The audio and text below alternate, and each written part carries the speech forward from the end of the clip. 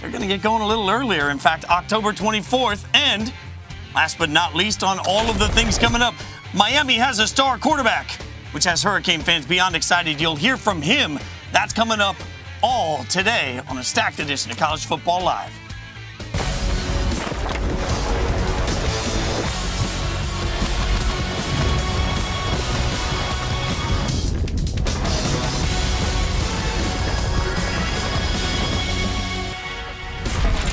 More teams playing means we need more of us to talk about it. We are stacked today for College Football Live. I'm Jason Fitz, joined by Jim Moore, Brad Edwards, David Pollack. Gentlemen, all of the Power Five have decided they want to come to the dance, and we're here for every ounce of it. So before we get your thoughts on it, we're going to hear from a little bit of expertise. As the Pac-12 has decided that they're going to play football, they've figured it out.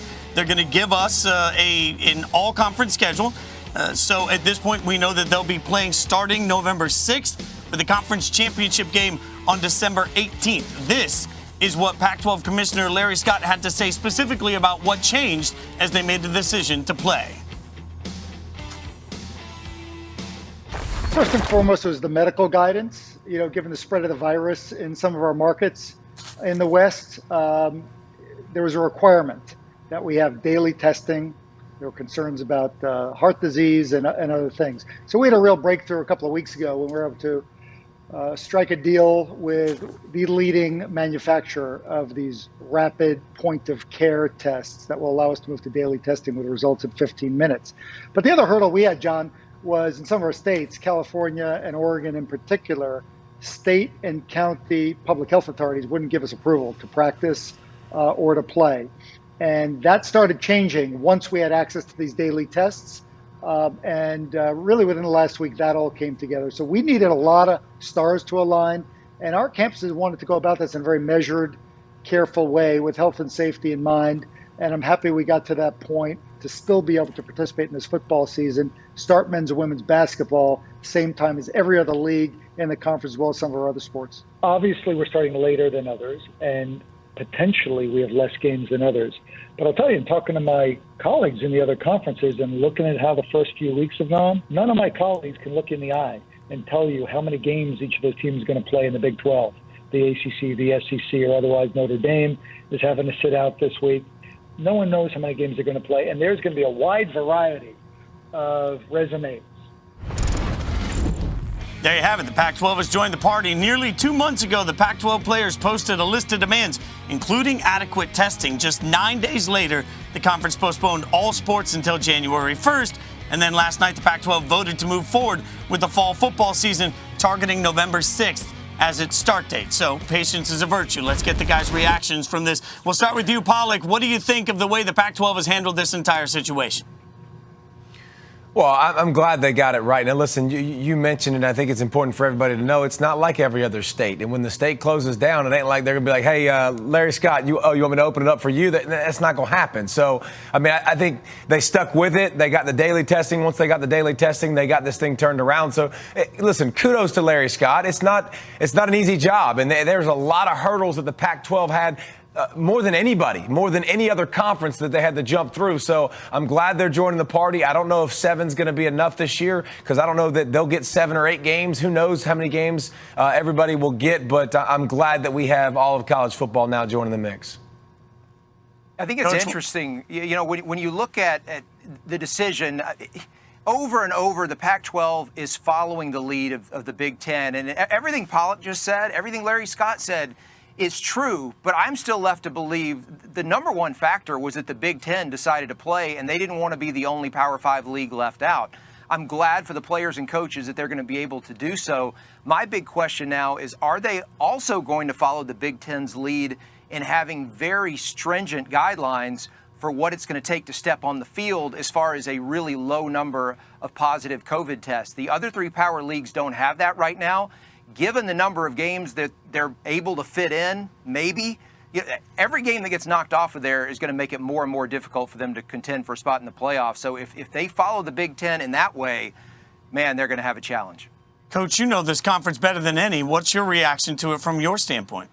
Well, I think David is exactly right in that the protocols for playing here are so much more stringent than other parts of the country, and that's because of the, as Larry said, the state and county officials and some of the restrictions that they put on it, but have relaxed them. They've met them. It's not like you can just call the governor and say, hey, we want to play football, and Governor Newsom says, hey, okay, go play football. That's not how it works on the West Coast in California and in Oregon. So the road to recovery, the road back to playing was a little bit more difficult on the West Coast than it was in other parts of the country.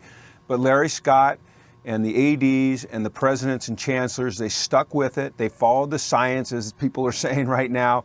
They've got protocols in place, and I think that they're doing it the right way. I think they'll move slowly, they'll move carefully, they'll be ready to pivot. But I think that I don't know how stringent the testing protocols will be or what the restrictions that they'll put on them. I think we'll find that in the next couple of days. But, you know, I thought the Pac-12 was slowly moving towards irrelevancy. You know, I thought that, you know, they haven't been represented in the college football playoff very often. They weren't playing. They weren't getting any talk. That we play late at night out here. And so this at least puts them back in the conversation, which is good not only for the Pac-12, but it's good for college football. Pollock, you want to follow that? And listen, one thing to caution everybody on, you know, listen, when the Big Ten stopped football, the Big Ten was still very much, teams were at facilities, teams were training. That hasn't been going on in California. That hasn't been going. This is totally, like, there is, Coach Mora, there is some sloppy bodies out west, okay? There are some bodies that are going to need some physical conditioning immediately, ASAP, that are going to need all they can get. So it is, I think it was easier in that aspect, too, because the Big Ten and other leagues, obviously the coaches have been meeting all together for months and months and months, and they had at least a little base of physical conditioning. This will be interesting to watch, too, players and how they go forward. That's why the ramp up time is a little bit longer than other conferences, is that these guys are behind. Now, they've been working. Yeah, they've been working out on their own. Right, they've been doing their 7-on-7. They're throwing. I'm sure they've been getting together as groups and, you know, at parks and things like that and doing the work. But as you know, David, as a player, it's just not the same. It's not the same as being on the field with the coach driving you and physical contact and pushing you to the limits. It's just not the same. So they're going to be further behind. But they're playing other teams that are further behind as well. So it'll all balance out. Yeah, but Coach, in fairness, all of that is why November 7 was the right decision. Yeah, well, I think so. But in fairness, guys, they are playing against other teams when it comes to the college football playoff situation. I mean, Coach, you just mentioned they were slow and calculated. Have they been so slow that they didn't leave themselves any wiggle room to get into the college football playoff?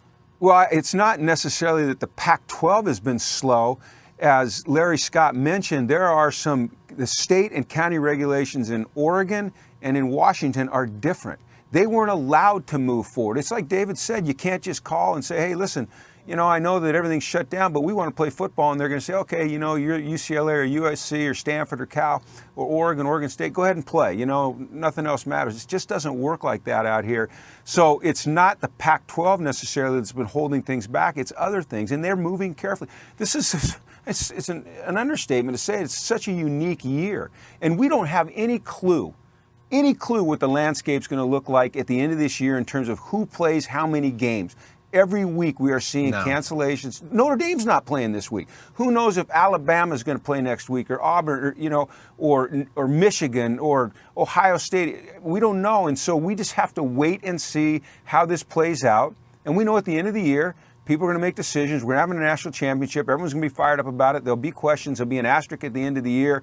But it's a unique year, and we're all rolling with it the best we can, and we get to see football on Saturday. We get to watch David Pollock tomorrow morning, baby, on TV in Miami. I'm fired up for that. So Brad, then how sympathetic should the rest of the college football world be to the situations that they've been dealing with when it comes to the playoff conversation?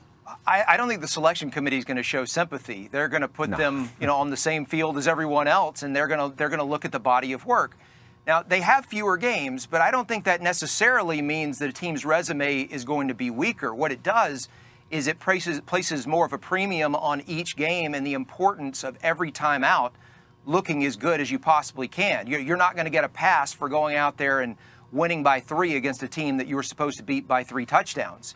And so that's one challenge for the Pac-12. The other one is that we hear the selection committee talk all the time about number of wins you have over the top 25, and we could argue whether that's a valid metric.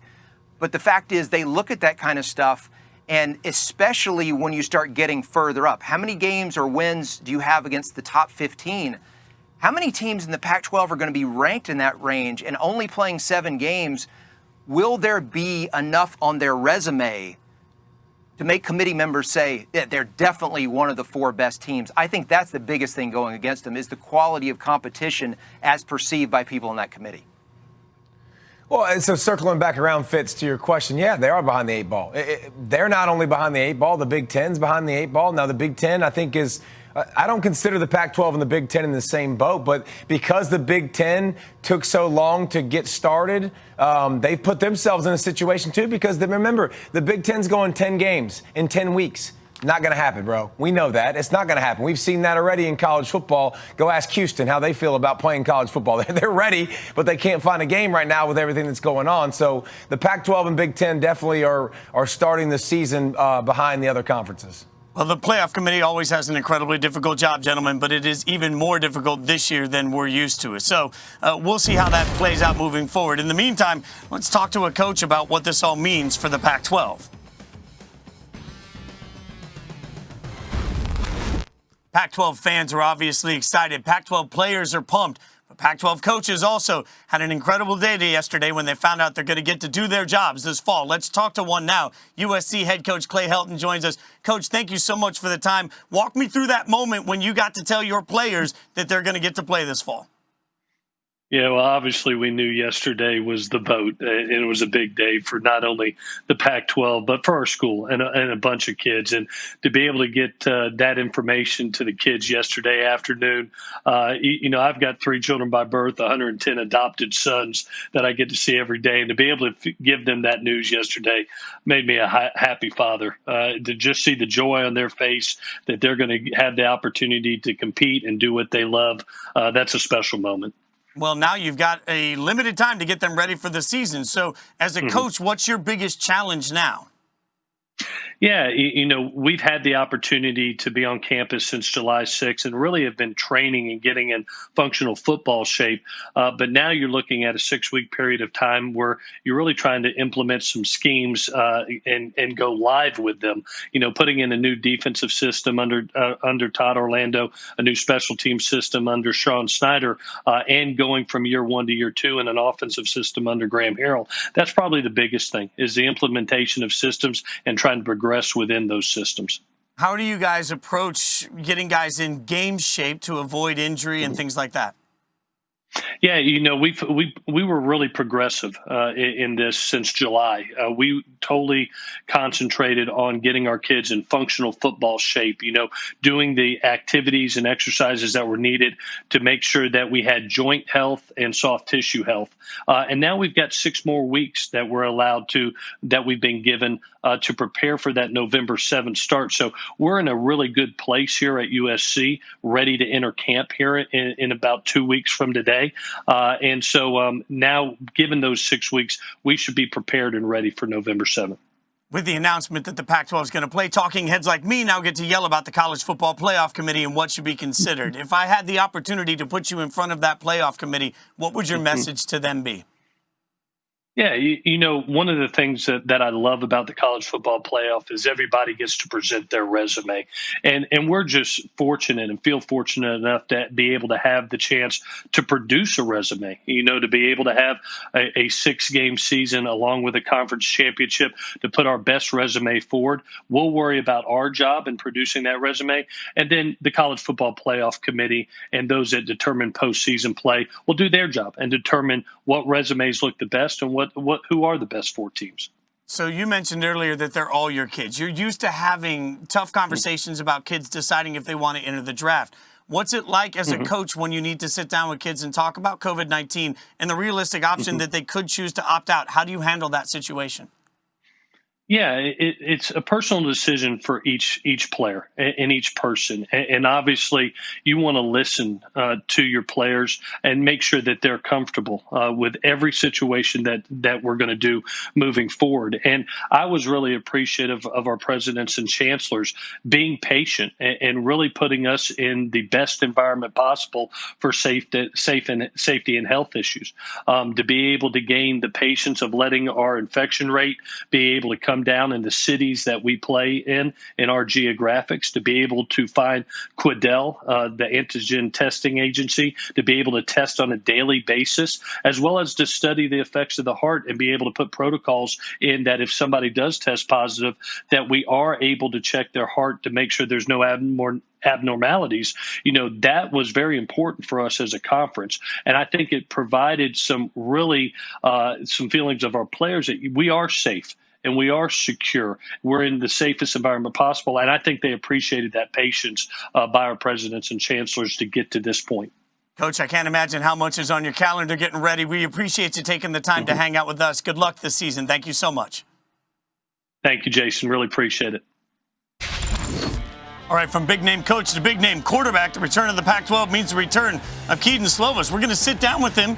We'll see his thoughts on the Pac-12 getting to play. And also, keep in mind, the Mountain West is getting in on the fun, too. They found a path to the field. Looks like they'll be playing an 8-game schedule. That game schedule will begin on October 24th. Don't want to forget about them getting back into the action as well. Coming up, the Hurricanes riding high because they've got the best quarterback Miami fans have seen in years. We'll get you a sneak peek of game day sit-down with De'Aaron King. That's coming up later in the show. And it just means more this weekend. Well, at least it means more games, more matchups, and the return of the SEC. We'll preview the big SEC slate coming up next on College Football Live. We'll miss. We'll see how that one turns out. Also, got a big ranked versus ranked matchup, the only one of week one. Gives us number 23 Kentucky taking on number 8 Auburn. This is only the second time ever that these two teams have met while both were ranked. Auburn quarterback Bo Nix happy 3 of his best receivers are returning, but sad that only one of his starting offensive linemen is back. Next up in the Saturday slate, it's the beginning of the Miles Brennan era, the only quarterback on the LSU roster to have ever thrown a pass in college football. The Tigers return just 5 starters from last year's championship team. That's the fewest of any program, and they start off against Mike Leach and Mississippi State star running back Kylan Hill. I mentioned Georgia earlier. They got a big weekend matchup against Arkansas with huge expectations, but questions about the quarterback position. Remember, expected starter Jamie Newman opted out. Transfer JT Daniels started 12 games for USC in 2018. Coming off a knee injury, though, so no idea what that will look like for them. We always expect greatness from Alabama. They get things kicked off against Missouri. Quarterback Mac Jones gets the opportunity to fill the lofty shoes of Tua. Bama taking on Missouri and new head coach Eli Drinkwitz. Welcome to the SEC that way. And next up, no SEC team had more opt-outs than Vandy with 5, and now they get to start their season taking on a really good Texas A&M team with a really great quarterback in Kellen Mond. Fun fact, Vandy and the Commodores have lost 18 straight against AP top 10 opponents. And sticking with teams in the state of Tennessee, Tennessee signed coach Jeremy Pruitt to a big extension yesterday. My buddy Ramon Foster said on Nashville radio this week that the Vols are going to win 8 games this year. Woo! They'll start it off against the Gamecocks and new offensive coordinator Mike Bobo. So we'll see how that looks for them going forward. All right, it's a lot of SEC conversation, obviously, and we've got a great team here to break it down. So, Pollock, you know the SEC as well as anybody. We mentioned LSU earlier. They've got so much turnover. What are your realistic expectations this year for LSU? I expect them to take a couple steps back, and I'm very curious and very interested to watch their offense because for so long it was the center point of so much frustration for LSU. And does that return? You know, Miles Brennan, the only one that's thrown passes, Joe Brady gone, Joe Burrow gone. Like, how does this offense bounce back? What does it look like this year? It was so much fun and so high flying, and LSU fans got to have a memorable season forever. Is it going to return? I think it's going to regress by a long shot. How much? Does it regress all the way back, or does it regress some of the way back and continue there? So I expect LSU to be a contender in the SEC West. I expect them to finish in the top 3, but I do not expect them to win and have a season like they had last year. Brad, what are your LSU thoughts?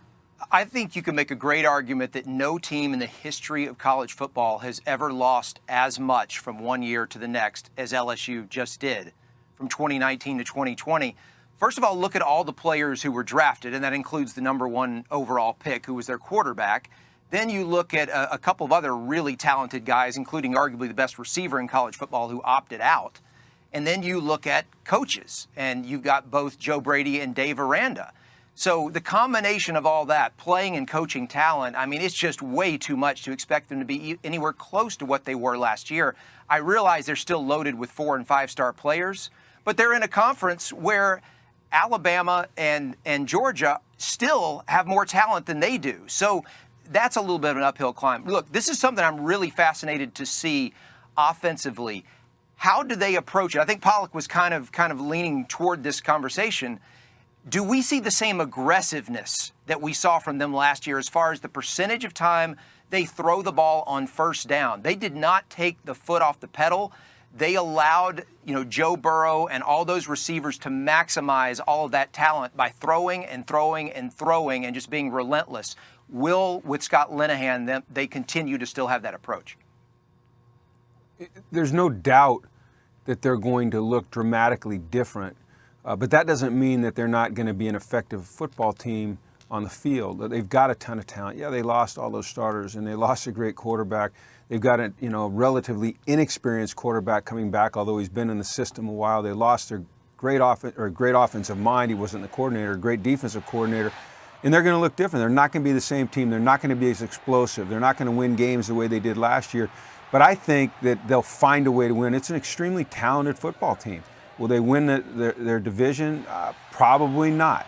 Probably not. But I think they'll be fun to watch. I think it'll be fun to see how they evolve from this week through the rest of the season and how they capitalize on the talent that they do have. Coach, I got to ask you a quick follow-up here, just to you. When you start talking about passing game coordinator versus offensive coordinator, because LSU fans will point out they have the same offensive coordinator, what's the difference in that role? Well, listen, it's semantics. I mean, I think we all would probably know that Joe Brady was running things last year. Linehan is a very capable guy, in my opinion. But it's just going to look they don't have the dudes, man. It's not about coaches all the time. It's about the dudes on the field. And they're not going to have the same guy behind the ball or behind the center. They're not going to have the same guys out at receiver, so they're going to look a little bit different. But I believe this. They have really good coaches. They have really good players, and they're going to find a way to win games. It may not just be the blowouts that we're used to and the excitement, the ball all over the place and the efficiency, but they're going to find the way to win the game. Well, you mentioned the dudes, and one of the biggest conversations around that will come at the quarterback position. We have several new quarterbacks. As you can see on the graphic here, that we got a ton of quarterback change going around the conference. So, guys, we'll start here with Brad. Brad, when you look at the new quarterbacks in the SEC, who are you most excited to look for? Most excited? That's or that's who a do you tough one for believe me. in the most? I would, and this is kind of a cop-out, I would say that it's Mac Jones because we've seen something of him. Not only did he start 4 games last year, but we saw him against both Auburn and Michigan late in the season. Take away 2 pick sixes, which are obviously huge plays. But outside of those 2 plays, I thought he looked great against 2 really good defensive teams. And so I think Alabama knows a little bit more what they have at quarterback than, say, LSU and Georgia do. And those, to me, are the really big ones to focus on. Pollack doesn't like that at all. And here's David. Here's what I'll say about that is Florida's still in this conversation, right? Or is it just the 3 team that we're going to talk about? Because Kyle Trask coming off a season last year where he wasn't even supposed to be the guy, playing for a coach in Dan Mullen that produces a high level of quarterback every single year, no matter who it is. So I think Kyle Trask with Pitts coming back at tight end and more playmakers, I think you're going to see another year in the system, a guy being the guy. He's got to be the guy you point to right away in the SEC that says he has a chance to be the best guy in this league, period. And that gives Florida a chance to be in the SEC East, one of the front runners, and possibly being in the SEC championship game and maybe even playing for more at the end of the season. I thought we were just talking about the new guys. See, I agree with David that he'll probably be the most experienced and the best quarterback, the guy that I'm most excited to watch. When Bryce Young takes over for Mac Jones, when things aren't going perfect on offense for Alabama, and Nick decides to put... You already benching Mac Jones?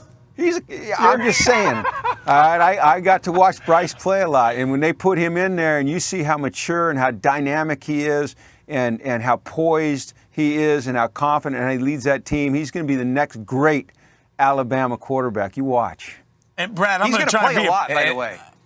I'm going to try and be a good teammate here, Brad. I didn't set you up well enough to get you on the same. You I'll asked me fall about on new the sword. faces. Yeah, Yeah, I'll fall on the sword, that one. But so Bryce Young, though, Nick Saban, 3 years in a row, has had to go to a backup quarterback in a big situation. So you better believe Bryce Young is going to play early and often, even if Mac Jones is looking really good, because you never know, especially this year with COVID, you never know what backups you're going to have to call on to start at any position. Well, go ahead, Paul.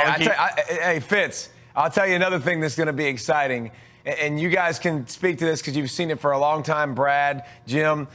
I think Georgia's finally going to have a guy that's super exciting at the spot. D'Wan Mathis, he's a freak now. I mean, he is. He's got insane talent. Remember, a couple years ago on signing day, he was an Ohio State guy going to play with Urban Meyer and those guys in that spread system and fun system where they recruit quarterbacks and they always have high production. Flips, goes to Georgia. Last year has a brain cyst, can't really play, had to take some time away from the game. But you talk about talent. That dude can throw it through a car wash and not get it wet. He's a 4.4, 4.5 athlete, can run. This might be as exciting for Georgia fans as it was for LSU last year. I'm not saying he's going to be Joe Burrow at all. He's not going to be. But I'm saying bringing your offense out of something of the Stone Age that was boring at times, that didn't run their quarterback, and now you got a guy that can, that could be fun to watch. Yeah, absolutely. You're talking about a 4-star quarterback commit that's a dual threat. It's going to be much different for Georgia. All right, Brad, I'll set you up better next time. That one's on me. All right, coming up next, we'll take a look at the big game this weekend. Pollock's there. We all know it. Game day's at the site of a huge rivalry game. Florida State taking on Miami. We'll get you a preview. We'll get you what to look for coming up next.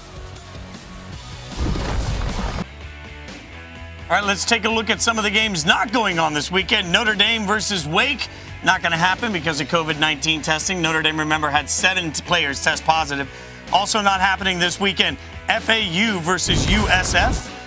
Big game there for both of those programs. I really wanted to be able to get that one in, obviously, but not going to get that opportunity. Remember, USF played Notre Dame, so this is the trickle-down effect. Also not happening this weekend, Tulsa versus Arkansas State. They couldn't assemble a team, Arkansas State couldn't, I should say, to assemble a team to play safely because of the virus. Also, North Texas versus Houston not happening. Houston, yet again, for the 4th time this season, not going to be able to play because of COVID-19 restrictions, so they continue to be disappointed. Also, new addition to the list, Georgia State versus Charlotte, not happening this weekend. That's breaking news due to positive results in contact tracing at Georgia State. So, Coach Moore, we'll start with you. As a coach, when you start talking about multiple cancellations, how do you keep everybody focused when week in and week out they're not getting to play? Well, it's really hard. There's so much uncertainty, and then there's an anxiety that the players and coaches feel, are we going to be playing this week? Are we not going to be playing? Is something come up? So obviously you have to be flexible. I also think you have to keep maybe a sense of humor about it. You know, hey, guys, it's different, man. We can't control it. Let's control what we can control. Let's not worry about it. Let's not sweat it. Let's prepare for the next one. If the next one happens, we're ready for it. If it doesn't, hey, you know, we'll have a team activity. We'll do something together. We'll capitalize on it. But if you become uptight and you become anxious as a head coach, then that permeates the rest of your team, and that's not a good thing for those young men. You need to help them through this process because it is very, very difficult on them. Brad, what are your thoughts on the cancellations? From a conference standpoint, it is essential that every league is as buttoned up as it possibly can be on all of its tiebreakers. Everything needs to be in writing up front because they're going to see things they've never seen before. You could have a divisional race where 2 teams in the same division finish with the same record and they didn't play each other head-to-head because the game was canceled. What do you do? What decides it at that point? You know, you could end up, say, in the ACC where they're all playing for second place. Who's going to take on Clemson in the conference championship game? What if 2 teams are tied in the loss column? One has more wins than the other one, but the team that has the head-to-head advantage had its game against Clemson canceled. You know, so there are all sorts of things that you can see that are potential for huge controversy. Something like that is going to happen, so the conferences better be ready. Yeah, by the end of the year, I'm going to feel like Charlie in Always Sunny in Philadelphia, just pointing at the map, trying to figure it all out. We'll see how it goes. All right, speaking of guys that are going to get to play now, we're going to talk to one of them coming up. Keaton Slovis had a big year last year for USC. Now he gets a shot to play this year. We'll sit down and talk to him about what he thinks about everything coming up next. College Football Live. to meet Miles Brennan, the LSU quarterback. Let's see what everybody expects from him. You'll get your first real introductions to him. Plus, from the sidelines to the front lines, COVID-19's effect on college football, its schedules, players, and coaches, it's still unfolding. It's changed the sport in ways few could imagine. Alex Carlton is proof, making the bold decision to go from college coach to nurse, leaving the sidelines of the sport for the front lines of a pandemic. That's a great story you want to check out. And obviously, Nick Saban, Dan Mullen, Herm Edwards, got a lot of coaches that are going to join the show that'll get you some insight on how all of this is being handled from a coach's perspective. That's all coming up tomorrow on Game Day. Make sure you check it out. In the meantime, we got big news from the Pac-12. Remember, this is the breaking news. The Pac-12 is going to play football this fall. The 7-game season will begin the weekend of November 6th. No better way to celebrate the Pac-12 coming back than talking to one of the players affected by it. Let's do that now. Keaton Slovis, absolutely incredible USC quarterback joining us. We got beef, though, at the beginning, man. I like to pride myself on having the best hair of everybody that works in college football here, and you're coming out of the gates with, salad that I wasn't ready for. It's a good look, dude. I appreciate it. I think you got something going pretty well yourself, but, just got a haircut. Had to look good for your show. So, not like that. You got the little color in it. It's good. So tell me, where you were. Walk me through the moment when you found out that you are going to get to play football this fall. I was actually at practice, or I guess workouts, and we just got done throwing and lifting. And coach came over to me and said we got good news. And I kind of expected it to happen, or was hoping it was going to happen due to all the other conferences playing. The Big Ten making the big decision because we were kind of the conference that opted out with them. So by them coming back with us, that kind of helped a lot. But again, super excited to get this ball rolling. So you just mentioned the Big Ten. What's it been like, really realistically, for the last few weeks, watching everybody else play while you guys have been sitting out? It hasn't been fun, and that's kind of what jump-started our idea to kind of get the governor's attention and writing our letter to lift those restrictions, the city and state guidelines that kind of held us back from playing in the beginning. So again, it wasn't fun seeing them playing. Obviously excited that they got the opportunity, but kind of thinking we should be out there too. So glad we got that done. You mentioned the letter writing. Who was really spearheading that campaign to get you guys to have your voices heard? Yeah, it was really just a group of leaders on the team that kind of got together and said this is something we want to do. And I want to credit Coach Helton and the AD and Mike Bone, as well as Brand Sosna. They all helped us write and craft this letter and allow us to use our voice. And I think that's a big reason why, the Pac-12 kind of acted as quickly as they did, was because they had this notice from, the California state and city guidelines that, kind of told us that we were going to be able to get back and that they were going to cooperate. And also credit to them for acting fast and being very cooperative with us. So a lot of us have spoken on behalf of athletes with concern about the long-term effects of COVID. I'm talking to somebody that has to deal with it. Who have you really leaned on to get advice with the lack of knowledge that we have to the long-term effects? Really just everyone in our school that, has ties to the medical community. They've done a great job and that's the reason we weren't playing to begin with, was due to their concerns. I think it was with the heart condition. But, the reason that they're letting us play now is because I think their concerns for that have lifted, and the long-term effects they're not as concerned about. Again, I'm not a medical professional, but hearing those doctors and, any medical staff that we have be hopeful is really what we're looking for. You mentioned you guys have been working out. What's your ramp-up time feel like? How ready do you think you can be for the season?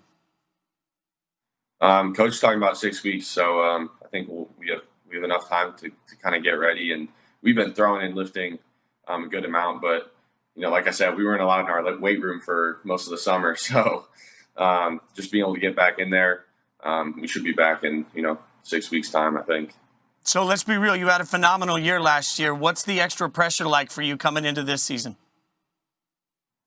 I don't look at it that way. Like there's an extra pressure. I think that we have a great crew coming back, and just throwing with the guys this fall.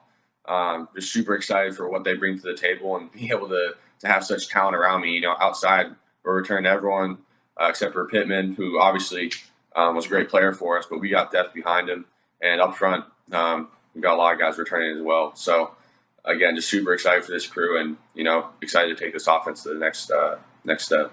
And we really appreciate your time, man. Stay healthy, stay safe. Thanks for joining us today. Yes, sir. Thanks for having me. I'm not sure anybody's going to have better hair all year, but Miami fans are fired up for De'Aaron King. What should we expect from him coming up in this big matchup? We'll break it down next. The Hurricanes, they did damage downfield against Louisville last week, something they struggled with against UAB the week prior. King has led Miami to 2 double-digit wins versus FBS teams in the first 2 games of the season for the first time since all the way back in 2001. Here's a little of his sit-down that he did with Game Day's Gene Wojciechowski.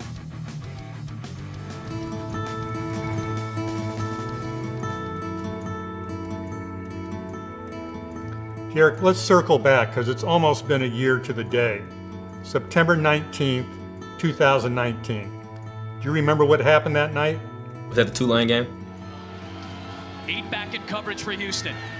McMillan launches down the middle for McCleskey, and he breaks free! Jalen McCleskey! Touchdown! They take the lead with 3 seconds left! Are you kidding me? If Tulane doesn't throw that 53-yard touchdown pass in the last few seconds of that game, are you a Miami Hurricane today? I think it'd be totally different. At the time when they threw the touchdown, I had no idea I was going to redshirt, transfer, any of it. So just that one play kind of changed my whole career. De'Aaron King was a preseason top 15 Heisman candidate at Houston in 2019. But that loss at Tulane began a chain of events that tested King in every possible way. Event number 1, Houston head coach Dana Holgorsen made the stunning request that King redshirt for the remainder of his senior season.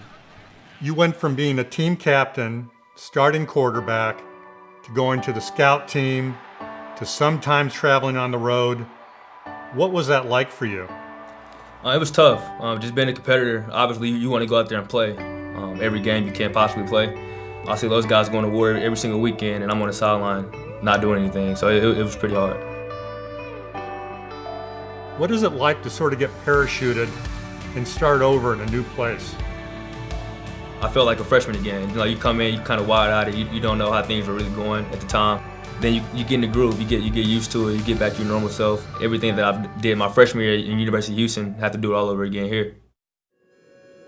Just 3.5 weeks after his arrival at Miami, De'Aaron received a call from his family in Texas. His 48-year-old father, Eric, had suffered a fatal heart attack. How did you cope with that? Obviously, I'm still not completely over it. I probably never will be. I think about it every single day. I lean on my family. I have a great family, super close. My older brother and 2 older sisters and my mom. We talk every single day, have a group message. So just leaning on those guys and just to help me get through this tough time. This is a really special night in Miami. When you think about the quarterback who is about to take over the offense for the Hurricanes, he's already a star in the college game. The bus ride over to the stadium, what was that like for you? It was a surreal feeling. First game without my dad, so that was on my mind heavy. But other than that, it was a pretty good night. Here's King back to throw, and now it opens up for him. He will dive for the end zone. What would you have told your dad about that game? He would probably told me a lot of things I need to get better at. just to coach him. He'll congratulate him on the victory, but then he'll go right into, okay, you got to do this better, you got to do this better. I was having fun again. First game playing in a while. I want to be a great leader for this team, and I want to just be successful this year. Brad, we've seen a lot already from De'Aaron King. Question is, how good does he make Miami? Can they contend in your mind? I think they can contend for the ACC championship game. I mean, Clemson has set a pretty high bar in that conference, so contending for the conference title, I think that's a little bit of a stretch, but do they look as good as anybody else in that league? I mean, they're not going to be ranked ahead of Notre Dame by a lot of people, but I think they could beat them if De'Aaron King plays well. And look, what he's brought to that offense is just night and day. The last 2 seasons, Miami fans would cover their eyes when their quarterback would drop back because those guys were just so erratic. Pass protection wasn't always great. You just didn't know what was going to happen. And now De'Aaron King is not only providing opportunities for big plays by putting passes on target. He had a few that were dropped last week against Louisville that would have added to those big numbers. but obviously he has that extra dimension with his legs if nobody's open. So it's just a huge difference what he does with their offense. I think he's brought great stability to that position, something that they really needed. And, he's good from the pocket. He can get out of the pocket, remain a passer, get the ball down the field accurately on the move. And then we all know that he's dynamic when he takes off and runs. The thing that I like is he's an excellent decision maker. He's tough on himself. After the week 1 win, he came back and said, I need to be better from the pocket. I need to be more patient. He was in week 2. We're going to see him make growth again this week. I agree that they can contend for the championship game. I don't think they're ready yet to beat Cleveland. But one of the things, or two of the things that I love about Miami is I love the way they're running the football. They've got 3 really good running backs that are doing a heck of a job. And then they're playing solid defense again. They look like the old Canes. They've got some swagger back on defense. They're able to rush the passer with 4. They can play some man. They understand zones. Their linebackers are good players that run around the field and make plays. So this addition of D'Eriq King was critical, and I think it put him in the conversation again. So, Coach, let's look at the other side of this matchup. Florida State's going to be without head coach Mike Norvell, who's tested positive for COVID-19. Tough question to ask a coach, but what impact does that really make in the game, not having your head coach in the field? I don't know. I think it has more impact during the week when you're messaging, when you're running meetings, when you're controlling practice, when you're setting the tempo, when you're trying to create the right mindset. Now, I'm sure he's done a lot of that virtual, digitally. He's been in the meetings. He just hasn't been there physically. On game day, he won't be calling the plays. And typically the head coach is responsible for making a lot of the game day decisions that are going to have an effect on the end of the game. So I don't know how this is going to affect him. It's certainly going to affect him. I don't think it'll affect him positively, but I don't know how much of a negative effect it'll have either on game day. He'll have them ready. But game day is different when you're the head coach. They're looking at you. They want to know how to react when things aren't going well or things are going well. Those players, they need to have a leader. I think the bigger thing for Florida State in this game is going to be offensive line, and this is a broken record for Florida State going back to when Jimbo was still there. Can they protect the quarterback? Because the strength of that Miami defense is the pass rush. FSU didn't do a very good job of protecting James Blackman against Georgia Tech. And if they don't do it here, then he's not going to have much of a chance to be successful. He's been very up and down throughout his career, probably more down. But you can't expect him to excel if he doesn't have time to look for guys. And so for Florida State to keep this game close, and that's been the history of this rivalry, they usually are close. They're going to have to do a better job of just giving him time to make plays.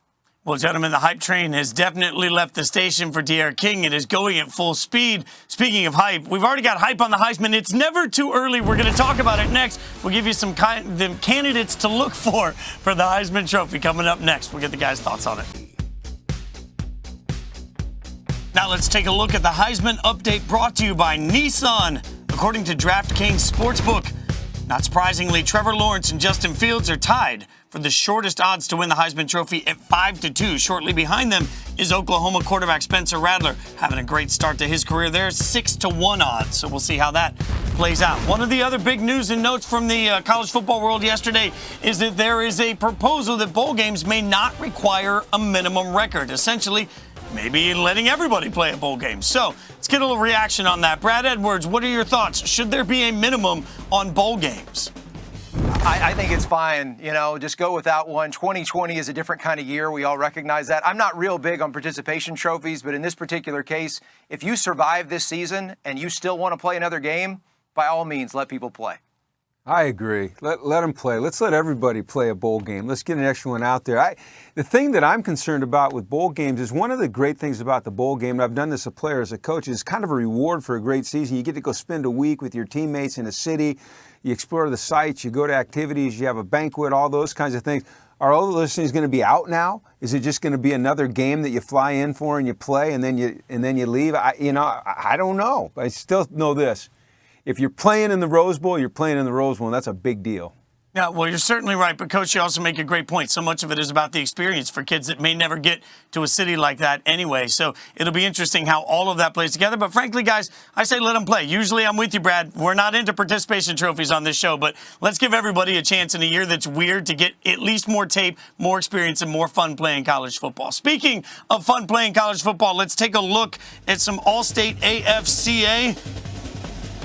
Get it up here. There we go. It's time for a look at the All-State AFCA Good Works team. To see all 22 players on the Good Works team, log on to ESPN.com. Search All-State. Always a really cool opportunity to see some of the kids that are not only playing well, but also doing great things in and around the community as part of that. So be sure to check it out at ESPN.com. All right, guys, this has been a crazy, crazy day. It's been a crazy week, but I think we can all say the same thing. At least everybody, it looks like right now, is getting an opportunity to play. That is one of the most incredible parts of this, right? Like, it feels good that we're going to get some football. Brad, any closing quick thoughts?